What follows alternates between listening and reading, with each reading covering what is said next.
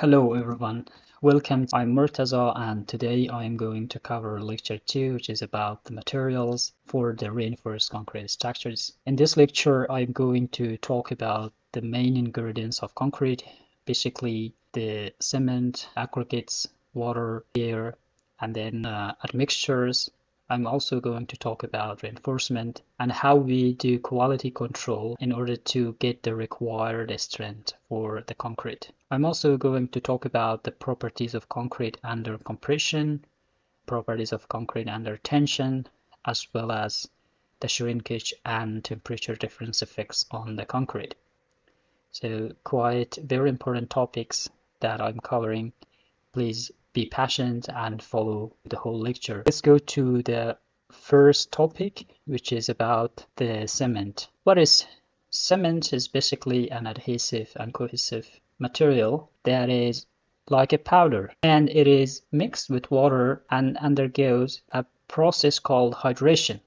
So it reacts chemically with water and then gets hardened and set up in order to get the whole mass of concrete solid and very strong. Generally, cement consists of limes, asphalts, tars, or other cementitious materials. And for structural concrete, we usually use Portland cement, which is a very important type of cement used a lot in the construction, and it is a hydraulic cement. As I said earlier, it goes the process of hydration, and therefore we need water in the content with the cement because this hydration usually takes long time, and therefore water is always needed for the hydration process. Portland cement is a finely powdered grayish material which has calcium and aluminum silicates, and raw materials used for producing Portland cement usually is limestone or calcium oxide, clays, shells, and aluminum oxide or gypsum. There are currently 5 standard types of cements, and this Portland cement is type 1, which gets the design strength after 28 days of curing. And the complete hydration takes place about 28 days, and it is usually the water cement ratio usually for a complete hydration is 25% basically, and for the normal weight concrete water cement ratio of 40 to 60% is necessary, and this extra water is used for wetting the surfaces of each aggregate and also increase the workability of the concrete. The second topic is aggregates. Aggregates are the materials with different sizes and gradings and different materials which mix around 65 to 75% of the concrete mass, and the denser these aggregates are, the safer and durable and economical the concrete would be. So our focus should be to select very well graded aggregates, quality aggregates, and higher proportion of aggregates in the concrete. We have various types of aggregates. We classify in 2 categories. In general, those aggregates passing sieve number 4 are called fine aggregates. The rest are called coarse aggregates. And the maximum size of aggregates are specified in the construction codes and building codes.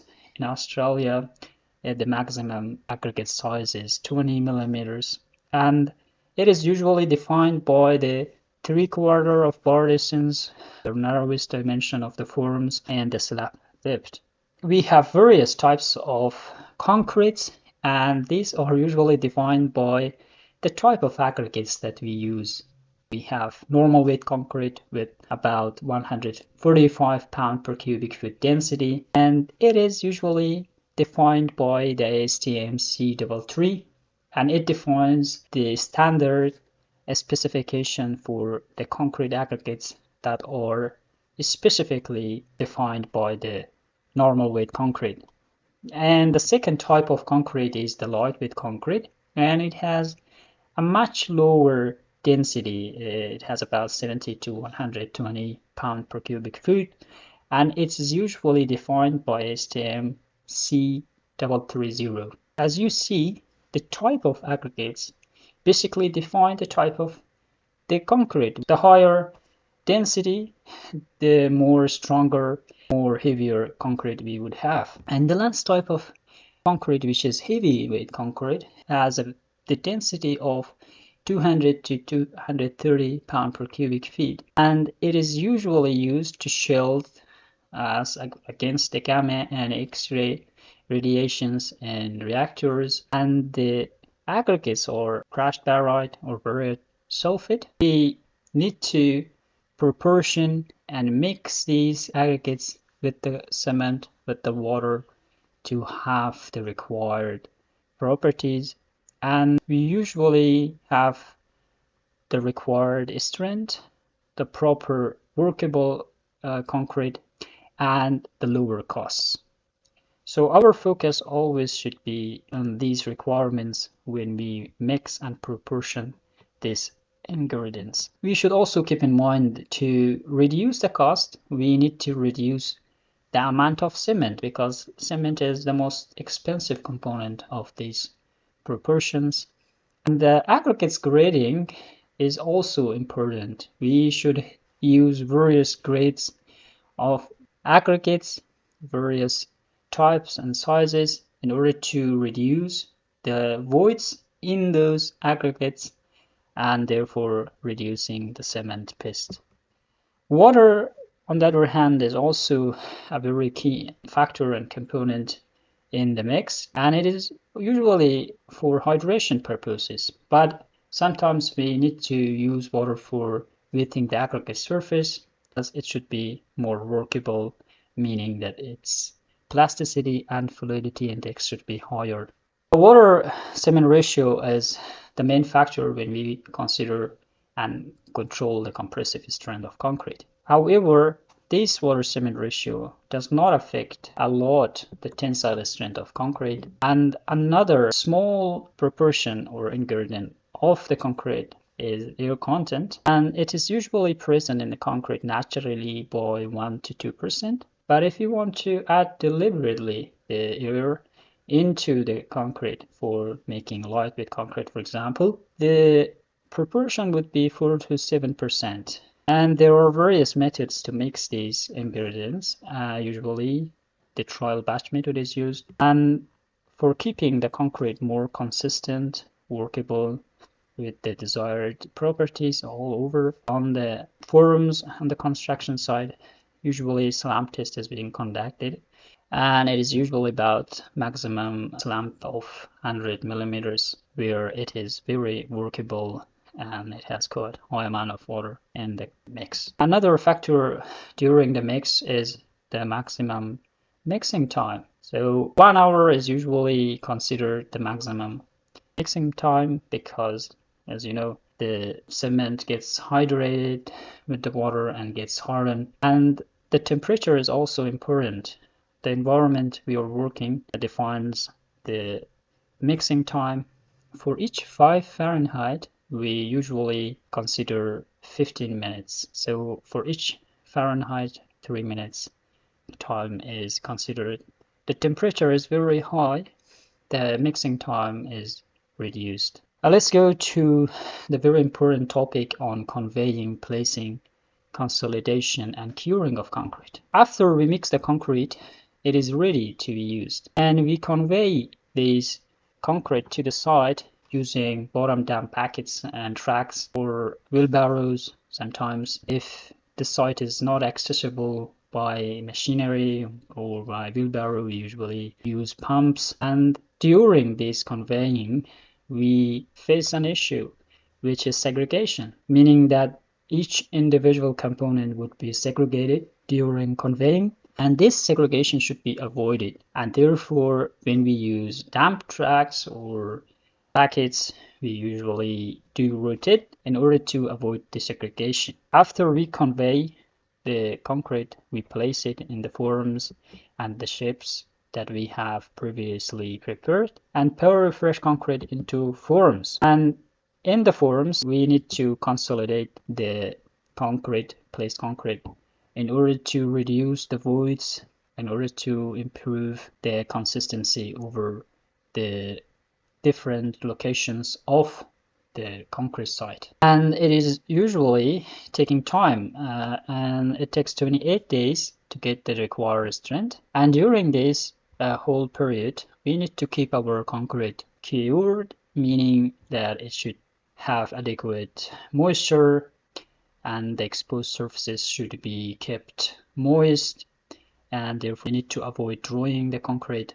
Also, we need to avoid freezing the concrete in cold environment, because freezing of the concrete reduces the compressive strength of concrete by 50%. And to prevent this freezing, aggregates and mixing water need to be heated, and then after mixing and placing concrete, those concretes should be insulated using plastic sheets. They have to be kept warm. Let's go to the quality control. In the quality control, we usually conduct it on the site. A systematic control approach is necessary in order to have the required concrete. In contrast to steels, which is usually controlled by standardized procedures according to standards in the mills, in the factories. Concrete, on the other hand, is being controlled on the construction site. And the main factor which we use for the quality control is the compressive strength. We usually take samples of cylinder shapes from the site, from the concretes we use, with 6 times 12 inch or 4 times 8 inches in the shape, in the size, and they are cured for 28 days at 70 Fahrenheit. According to ASTM C172. And then they are tested using compressive testing machines in order to calculate the design and the required strength. And for each 5,000 feet squared, we need to take 2 samples at least. And the ACI code defines the minimum compressive strength for the concrete. The required compressive strength of concrete can be calculated by the compressive strength of the concrete using modification factors, using the standard deviations in the samples. And according to formula 2.1, we can calculate the required strength by adding the compressive strength plus 1.30, which is the modification factor, times the standard deviation of these tests. And for concretes with compressive strength lower than 5,000 psi, we calculate according to formula T2A, which is equal to compressive strength plus 2.33 times K times S is minus 500. And for stronger concretes or with compressive strength greater than 5,000 psi, we use last formula, which is equal to 0.9 strength plus 2.33 times K times SS, which is the standard deviation of these concrete tests. And these modification factors are determined according to the number of tests available. If the number of tests are 30 or more, we use 1 as a modification factor, and for each 5 tests difference from 15 to 30 modification factors are used according to this table. And if the number of tests are less than 15, then we use these formulas on the right side. The modification factors are very important. These define how accurate we determine the required strength of the concrete. And as you see on the graphs on the right side, these standard deviations of the concrete compressive strength according to the percentage of tests are available. So the higher number of tests we have, the more reliable and the more accurate required strength we have. If the number of tests are low, then this uncertainty increases and we have much more deviations in the samples, and therefore much unreliable required strength we might have. Let's go the examples. We calculate the average required strength for a concrete with 4,000 psi compressive strength in 3 scenarios. In the first scenario, around 30 tests produce a standard deviation of 5 35. In the second scenario, 15 tests are available with a standard deviation of 510 psi, and where the number of tests are lower than 15 tests. In the first case, the required strength is calculated according to the formula T2A, where we have the 4000 compressive strength plus 1.34, which is constant, times the modification factor 1, because the number of, and times the standard deviation of 535 equals to 4720 psi. We also calculate the required strength according to formula 2, where the required strength equals to the compressive strength plus 2.33 times K times SS minus 500, and it becomes 4750 psi, and this is the required average strength. So we need to calculate both and then choose the bigger value. For example, B, where 15 tests are available, we calculate using the same formula, and here the modification factor is 1.16, and it gives us 4790 psi. I use the second formula, and here we get 4880 psi, and this is the bigger and therefore the required strength. For the C part, the last scenario, the required strength equals to compressive strength plus 1200, and it becomes 5200 psi.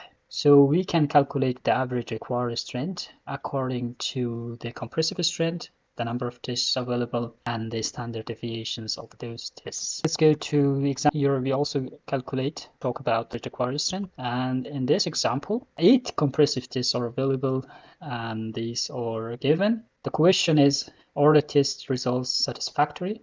The second question is, in what fashion, if any, should the mixture proportions be altered? The solution for this problem is that we first calculate the average of each 3 compressive strength, and then the arithmetic mean of each 3 consecutive tests are compared with the compressive strength, and they should not fall below the formula compressive strength minus 500. So calculating this arithmetic mean, we see that all averages are greater than the F prime C minus 500, or the compressive strength minus 5, which is 3500 psi.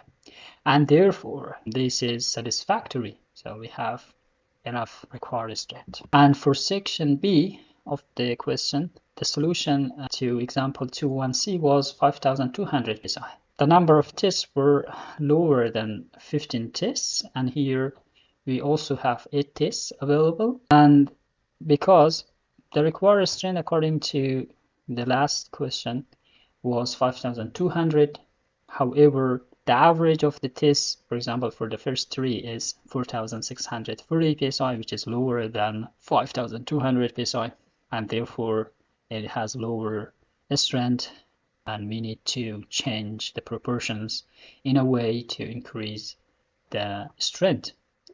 And to increase the strength, we need to reduce the water cement ratio, as we talked and discussed earlier. These components were very important components of the concrete. However, we use admixtures in the concrete in order to change the properties of the concrete and also change the proportions in a way that we want. And we have various types of admixtures. These admixtures improve concrete performance in many ways. They can accelerate and retard the hydration process. They can increase the workability as well as strength, durability, and permeability of the concrete. There are various types of admixtures, and STM C494 is used for the chemical admixtures. The most famous and important type of admixture is called air entraining adhesives, and these spread air bubbles in the concrete,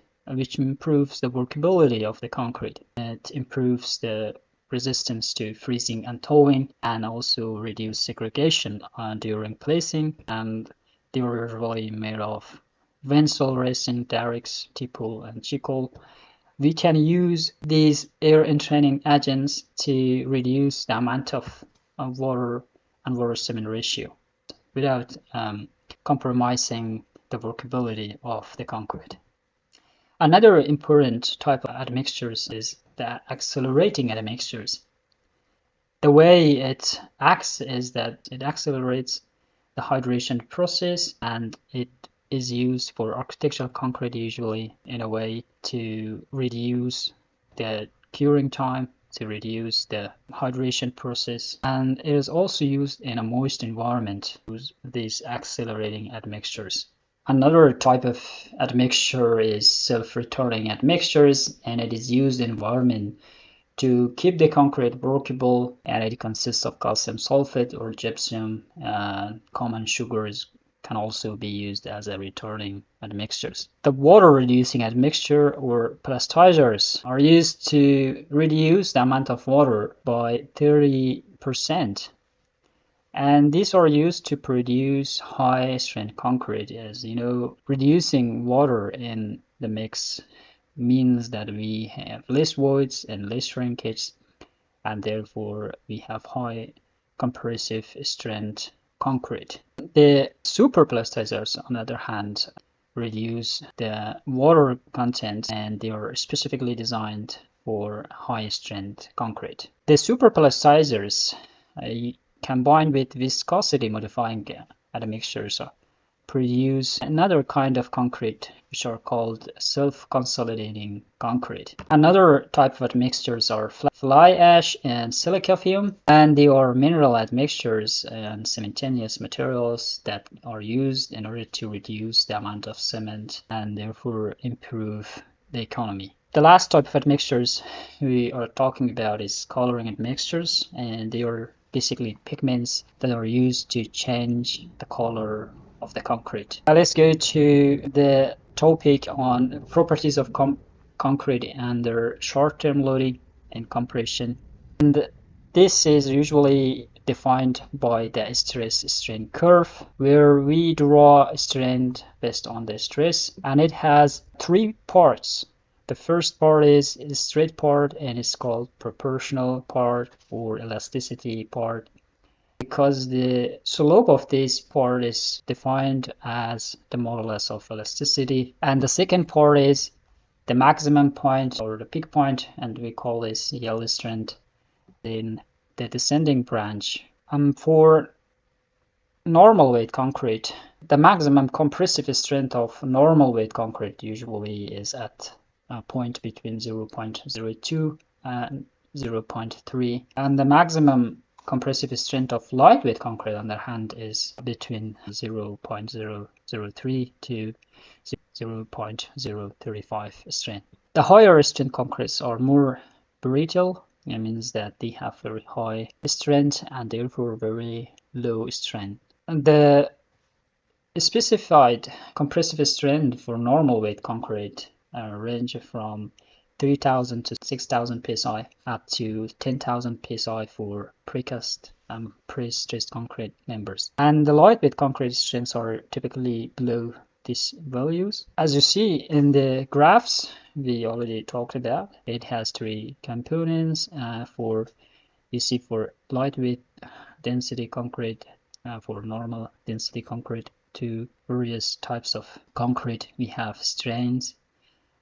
You see here for low density concrete we have quite huge strain in a very low amount of stress, while for normal density concrete we have much smaller strains, and you see the peak or the maximum compressive strength location. Now, as I said earlier, the modulus of elasticity is the slope of the initial straight portion, and it is usually calculated by using the formula here, where if prime C is the compressive strength and UC is the unit weight of the hardened concrete and pound per square feet. And for normal weight concrete, it is basically the WC is 145 pound per square feet, and it is calculated by second formula. And for normal weight concrete with compressive strength to 12,000 psi and lightweight concrete with 3,000 to 9,000 psi, we usually use this formula for calculating the modulus of elasticity of the concrete. And the ratio of traverse to longitudinal strengths is called the Poisson ratio, and it is usually 0.15 to 0.20 at stress is lower than 70% of the compressive strength. Let's go in the section properties and compression and long-term loading. Here the trips occur under load, meaning that a slow deformation of material, basically the concrete, is occurred under considerable length of time with a constant stress or load. And we can define the creep recovery as the recovery when the load is removed from the member and the creep deformation is proportional to the applied stress. So the higher the applied stress, the higher the deformation, and high strength concrete show less creep than lower strength concrete. The reason is that they have less strength for higher stress. The creep proceeds at a decreasing rate and ceases after 2 to 5 years at a final value. So creep increases over time at a decreasing rate for up to 5 years. We can calculate the creep coefficient by the ratio of the final value of additional creep strength to the initial instantaneous strength. And the creep coefficient at any time can be calculated by using this formula, where we use the time as a main factor for long period of loading. Another topic is fatigue. During the compression, concrete experience fatigue, and fatigue occurs when we have repeating loads occurring over time. For example, if you see a bridge, it may experience multiple thousands of compressive loads over time, and this causes the concrete to become fatigued. And this fatigue strength versus the static strength can be compared, where fatigue strength is lower than static strength when concrete is subjected to multiple fluctuating loading. Fatigue limit is from 50 to 60% of the static compressive strength for each 2 million cycles. Okay, let's go to another topic about properties of concrete in tension, basically the tensile strength. The concrete under various types of loading rather than compressive loading, like flexural, torsional, tensile, and shear loadings are subjected to tension, and they need to have adequate tensile strength. And the tensile strength of concrete is usually defined by modulus of rupture. This can be measured using the splitting tensile strength tests, and then these can be measured in the laboratory. And the tensile strength does not correlate to the compressive strength. However, an approximate range of tensile strengths can be defined, can be calculated according to these formulas for various types of concretes. So this is just an approximation, but as we said, compressive strength and the tensile strengths do not relate to each other directly, but in a range of approximation. The properties in tension, basically the tensile fracture of concrete, is defined by the types of aggregates we have. You see here the compressive strength versus the fracture energy for basalt and limestone. So the cracks usually form and propagate through very weak joints, and it extends to the aggregates, and the fracture energy is independent of the compressive strength. As you see, this is completely independent and horizontal in nature, and the fracture energy is a function of the coarse aggregate and the concrete.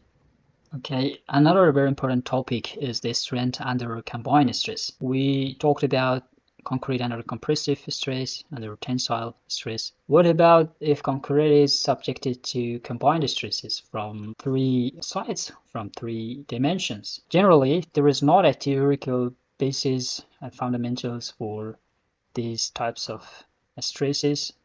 However, the design of reinforced concrete is usually based on experimental data and information, and the compressive strength of a member subjected to biaxial compression increase by about 20%. So when the member is subjected to biaxial compression, its compressive strength increases, and the compressive strength of a member is subjected to biaxial stress, compression, and tensile is reduced. This means that when a member is subjected to compression forces on both sides, then its compressive strength increases. However, if it is subjected to one tensile and another compressive stress, then its compressive strength reduces. And beams are usually subjected to both compression and shear stresses. The slabs and footings are subjected to compression in two perpendicular directions. Also, they are subjected to shear forces. And all the stresses can be either in tension or compression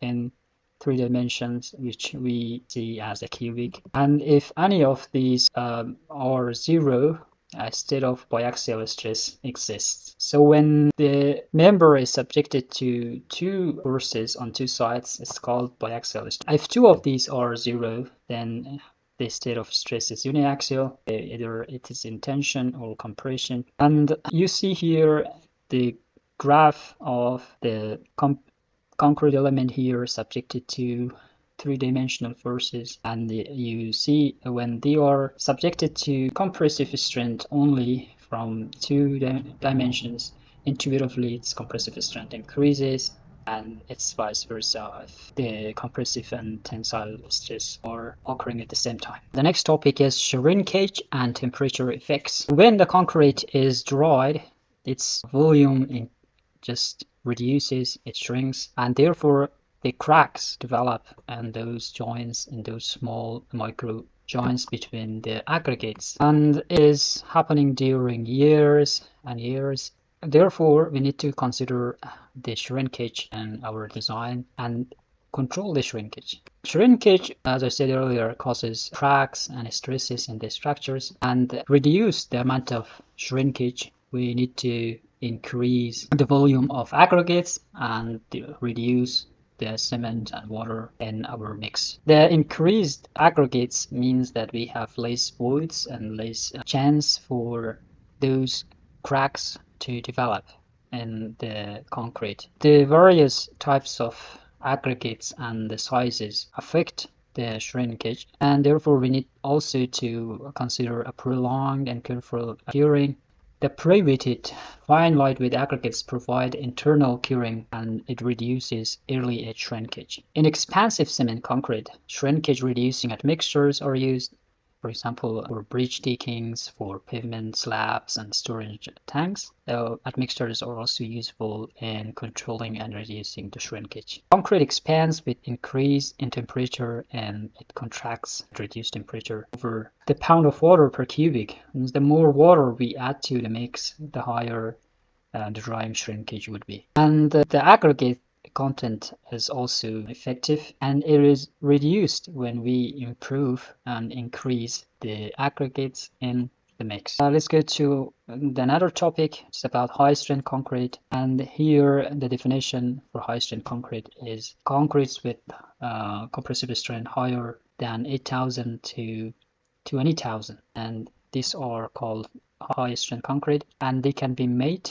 when we reduce the amount of water and cement and select very quality sand and gravels and the superplasticizers using fly ash, silica, fume, and reduce the water cement ratio by 0.25. The properties of high strength concrete is that they have higher elastic modulus, and the extended range of linear elastic proportion is much more than other normal and lightweight concretes. They have lower Krebs coefficient, and they have improved durability, and they are abrasion resistant. These high strength concretes can be used for various types of buildings, from tall concrete buildings to bridges, warehouse, parking lots, parking garages, brick decking overlays, dump and heavy industrial slabs, offshore oil structures, and so on and so forth. They are used where minimum member sizes are desirable in compressive loading, and they can be used to reduce